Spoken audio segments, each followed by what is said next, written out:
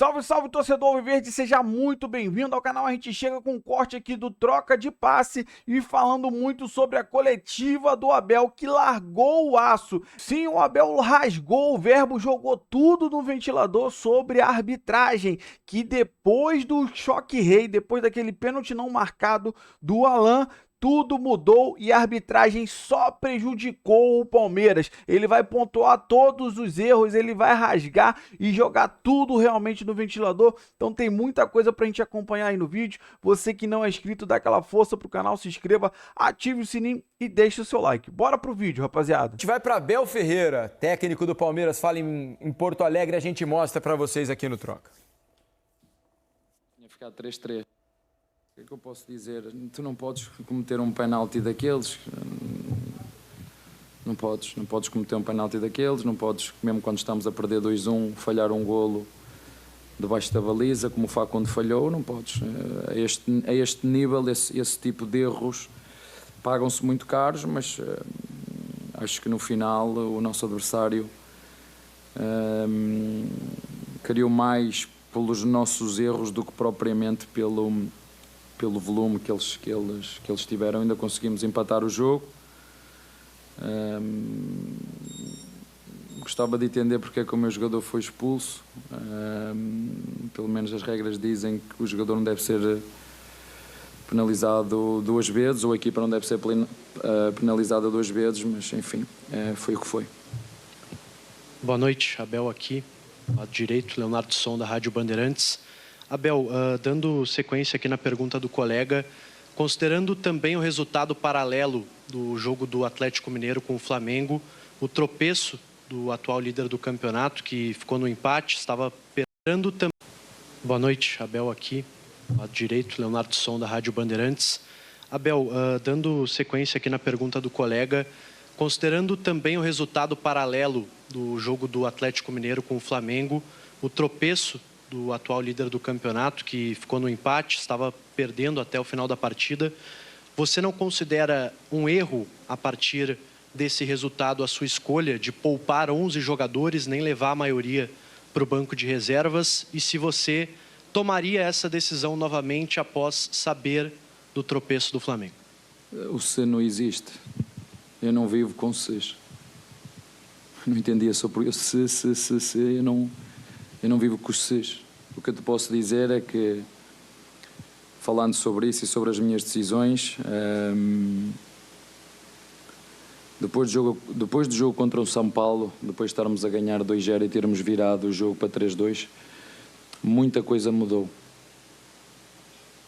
E se aquele penalti tivesse sido marcado, o nosso goleiro ia defender e nós íamos virar para 3-2 e não tinha acontecido tudo o que aconteceu até agora. E se? Bem? Abel, boa noite. Vitória Nascimento, da Rádio Gaúcha. Com esse resultado, né, o sonho do brasileiro ainda não acabou, mas ficou muito mais difícil. Como que tu vai trabalhar o mental dos jogadores para que a final da Libertadores não seja um peso grande, já que foi o título que está mais perto de ser conquistado? Não, peso, assim, uma coisa é o futebol brasileiro, é competição, o Brasileirão,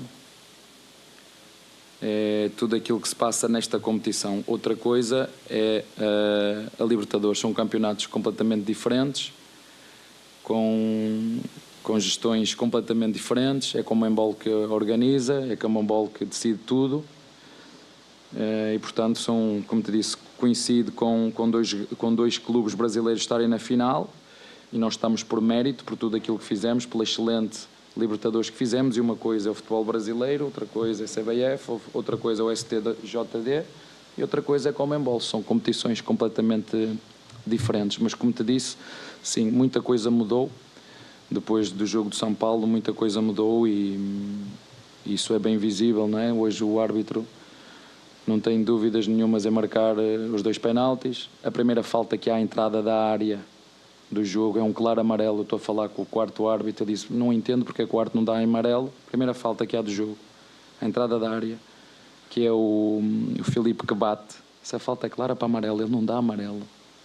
É clara. Se vocês virem a minha imagem e eu ia falar com o árbitro, com o quarto árbitro, conseguem-me explicar porque é que não é amarelo, uma falta perigosa à entrada da área, porque é que ele não dá amarelo.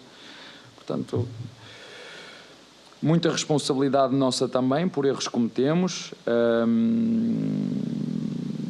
E pronto, e é isso. Quando chegar agora a final sábado da Libertadores, não gostaria nada de ter este jogo a meio, mas como eu disse ao teu colega no início do jogo,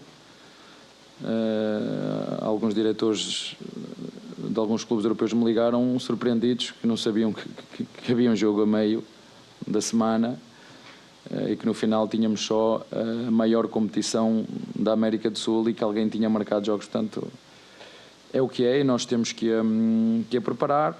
E como te disse, eu não vivo de SES, a minha função não é fazer perguntas, e elas são todas legítimas, mas eu também não vivo de SES, e se, como disse ao teu colega, né? E se esse penalti tivesse sido marcado, né? O jogo tinha ficado 3-3, né? Ou tinha ficado 4-3, mas a que é verdade é que depois desse penalti muita coisa mudou, nomeadamente o árbitro dessa competição ficou pendurado não sei quantos meses. Será que os outros árbitros não ficaram com medo de apeitar, por exemplo, o penalti que houve no Maracanã?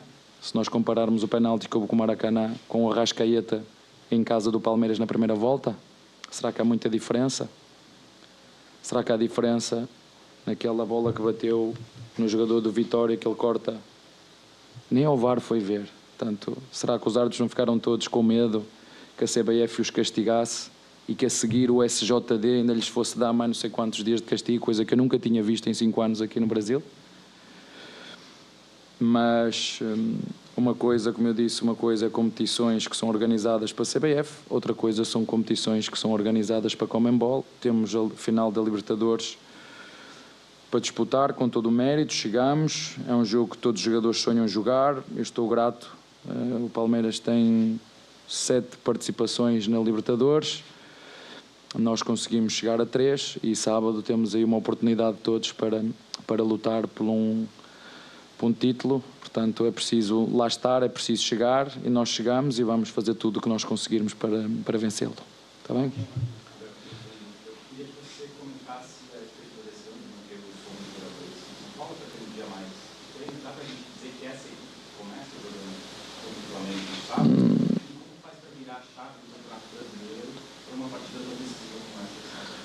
Olha, são decisões minhas, é para isso que eu estou aqui, é para tomar decisões, e todas as decisões que eu tomo é pensar naquilo que é o melhor para o Palmeiras. Mas como te disse, após o jogo do São Paulo, começámos todos dentro do clube a perceber o que é que estava a passar, e entendi, como aquilo que já tinha dito no último jogo, a questão, as pessoas aí agora querem criar a narrativa, o Palmeiras desistiu. Não foi o Palmeiras que desistiu. O Palmeiras não desistiu do penalti do Maracanã, o Palmeiras não desistiu do penalti no Santos, o Palmeiras não desistiu do penalti do Vitória em casa, o Palmeiras não desistiu. Portanto, o que vai acontecer sábado, tu sábado, se estiveres lá, vais ver, não te vou estar aqui a dizer nada, entendo perfeitamente a tua pergunta.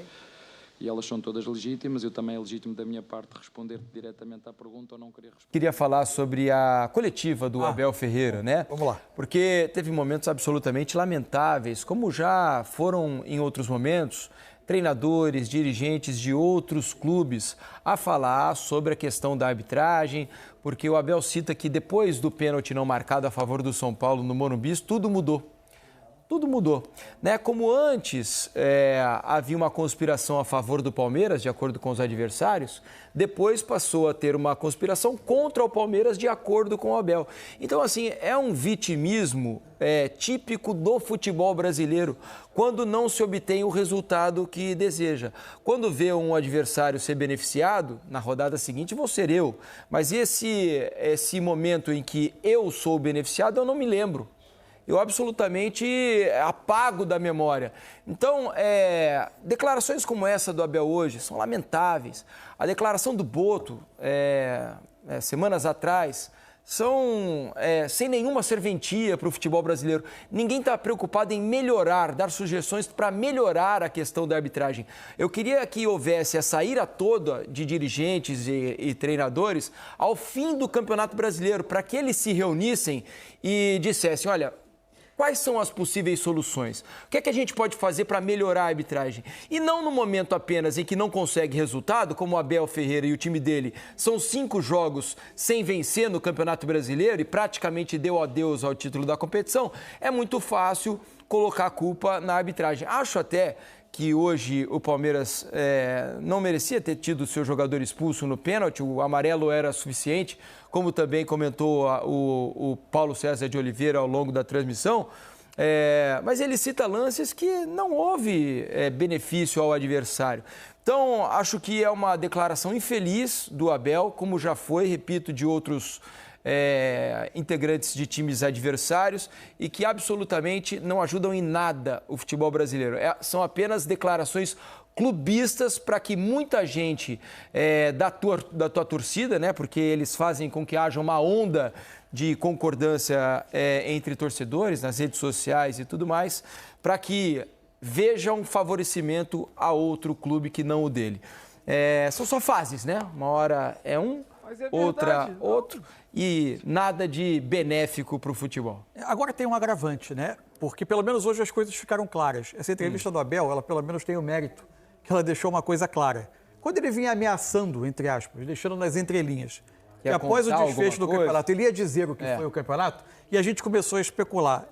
É o que a gente está pensando? Ele vai atribuir uma eventual derrota dele, não ao mérito do adversário, e sim a questões de bastidores, ou ele vai falar sobre problemas do Palmeiras, sobre questões da dificuldade de remontar o elenco, que o Palmeiras passou por uma remontagem como nunca teve. Hoje está claro, ele está dizendo que ele, no lugar de dar mérito ao adversário, que travou com ele no campo uma brilhante disputa durante o campeonato inteiro e ainda não ganhou do time dele, inclusive é bom que se diga, porque o campeonato não acabou e o time dele tem chance de ganhar, mas ele prefere já antecipar que caso o time dele, de fato, não vença o Campeonato Brasileiro, ele não venceu porque a partir do momento... E aí ele consegue... A capacidade de criar narrativa no futebol brasileiro é tamanha.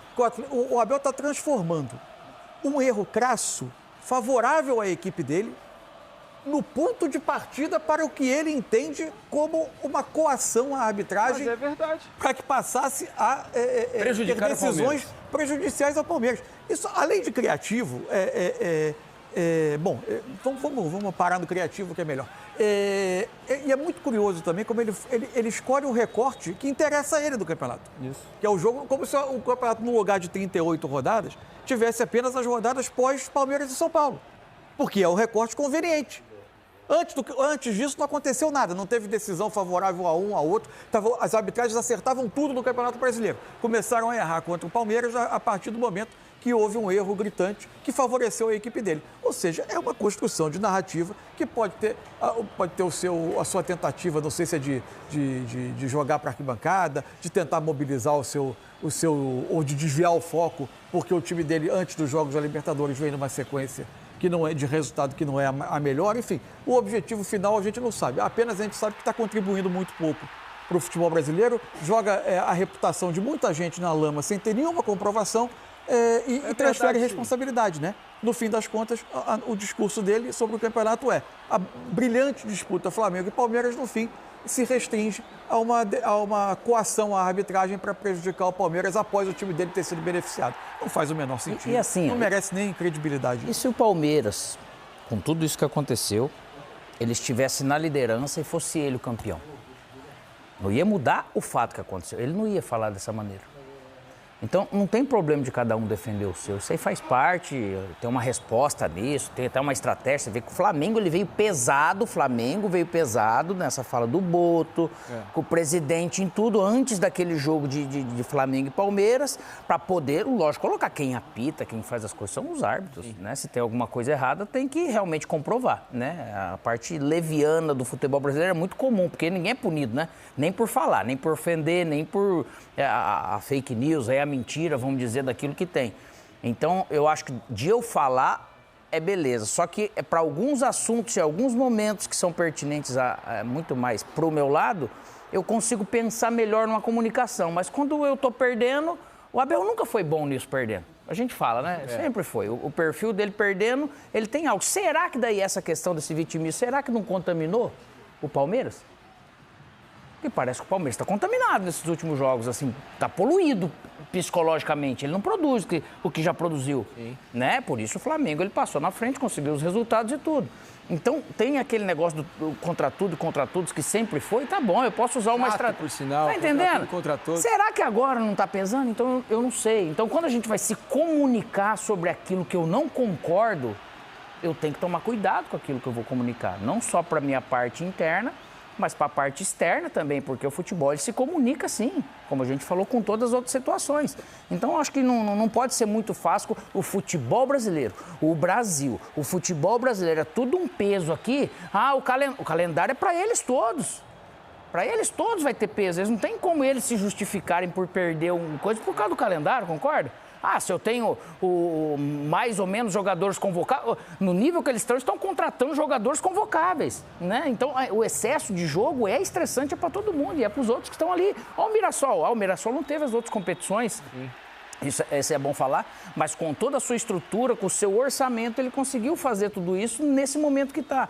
E o cuidado realmente com as palavras. Uma vez ou outra, acho que você se passar, você errar, o ser humano, ele é falho, né? Reclamar da arbitragem pontualmente é parte do jogo. Mas colocar em risco assim, o Abel, tem uma característica, o Abel para mim é um brilhante treinador de futebol. Dono de um e é um grande cara. Eu não conheço. Tem ideias boas, tem, né? Assim, eu vejo do Abel, assim, a parte que é visível para mim.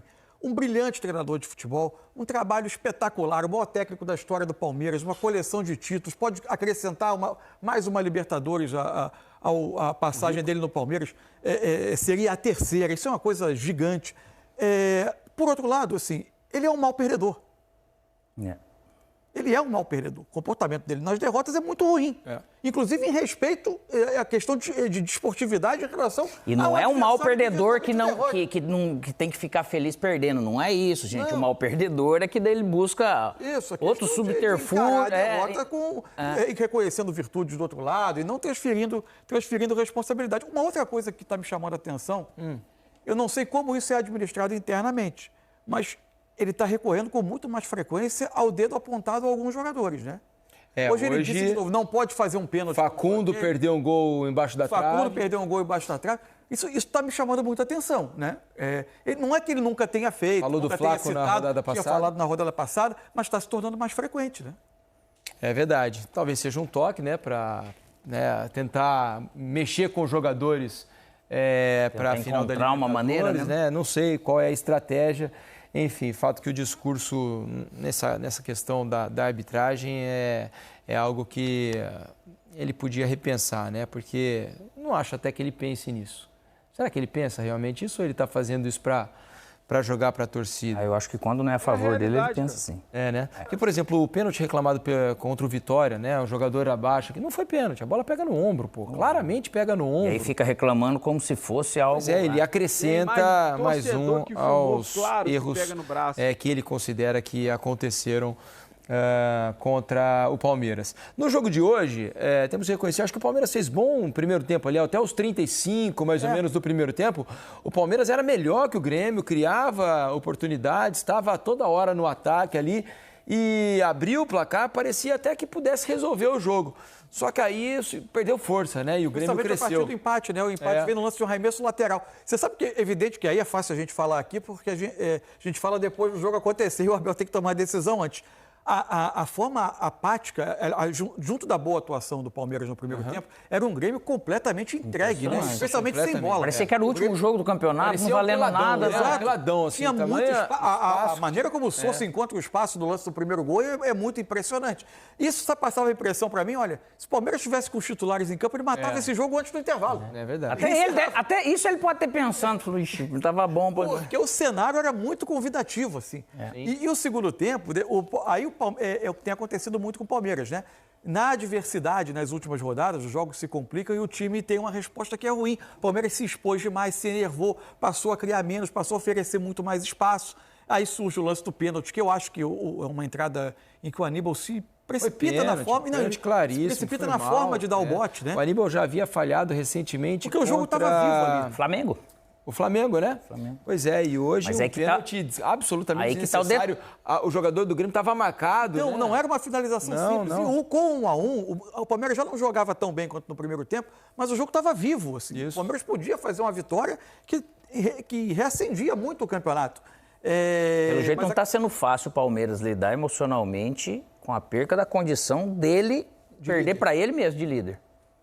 Porque ele era o líder, ele dependia só dele. Parece que os erros aumentaram e esses desequilíbrios, esses erros... Não é comum no Palmeiras. O Palmeiras sempre foi um time muito focado, né? Eu acho que vale destacar que eu acho que o Jefté fez um bom jogo hoje, né? Na lateral esquerda, ele que é muito cobrado. A torcida não gosta do Jefté, mas Nem acho teve que tempo, né? hoje fez um bom jogo ali na lateral e o menino entrou muito bem, o Benedetti, né? Porque não é fácil segurar o Carlos Vinícius. Não. Ele tá numa grande fase. Hoje, vejam vocês, ele marcou o 10º gol dele em 13 partidas pelo Grêmio no Campeonato Brasileiro. 13 jogos, 10 gols, causou um impacto imenso nessa reta final do Grêmio. Se o Grêmio está na 9ª colocação do Campeonato Brasileiro hoje, muito se deve aos gols do Carlos Vinícius que geraram pontos para o Grêmio diretamente na tabela de classificação. Então o Benedetti marcou bem o Carlos Vinícius, né? Hoje, e ainda acabou sendo presenteado com um gol no final, que não serviu de muita coisa, tendo efeito. mas para ele ali... Fato é, assim, o Flamengo, em 5 rodadas, o Palmeiras saiu de ter 3 pontos de vantagem para ter 5 de desvantagem. É, isso aí. Isso é muita coisa. Foram 2 pontos contra 10 do Flamengo. Numa corrida que foi sempre tão equilibrada, esse é o tipo de derrapada que custa muito caro. De novo, repito, para mim não acabou ainda. O Flamengo tem um jogo com o Ceará que pode estar jogando a vida. É evidente que o Flamengo vai ter todo o Maracanã ao lado dele, todas as condições a favor para que ele ganhe o jogo. E aí acaba o campeonato. Agora, é esperar esse jogo. O Flamengo vai ter 2 decisões seguidas. Outra coisa, qual o efeito que vai ter de um lado e de outro o resultado de sábado? Pois também não sabe. Não dá para saber. O time volta, tem uma derrota que muito dolorosa e volta mal, e aí tem o jogo na quarta-feira imediatamente. Tem coisas aí na mesa que podem mudar o campeonato. De novo, se inclina muito para o Flamengo. O Flamengo tem...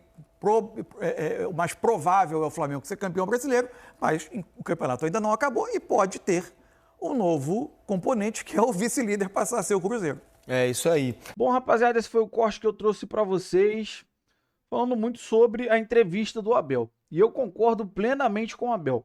O Abel, em momento nenhum, não falou das falhas do time. É verdade, o time tem falhado muito, caiu de produtividade, sim. Isso é responsabilidade dele e do time. Só que a arbitragem roubou a cena do campeonato. Depois do choque rei, tudo mudou, cara. Nada mais é marcado pro Palmeiras. Vai falar assim, erraram pro Palmeiras também. No jogo contra o Sport, lá na 2ª rodada. Realmente, foi um erro. E depois? O erro no choque rei. Palmeiras não foi, cara, beneficiado. Igual o Flamengo foi. Mas todos os times foram. Cara, mas você pega aí na ponta, vai botar na ponta do lápis. Contra o Flamengo aqui na nossa casa, um pênalti inexistente no Arrascaeta. O pênalti não dado contra o Flamengo, do Jorginho, descarado. Pênalti contra o Santos. Pênalti contra o Vitória. Mas caraca, o Palmeiras ia viver só dos pênaltis. É o que eu já falei. O Abel, ele não tira a responsabilidade do time, que caiu coletivamente. Mas todos esses pênaltis, né, que seriam marcados para o Palmeiras, poderia mudar totalmente a tabela, poderia totalmente mudar o jogo.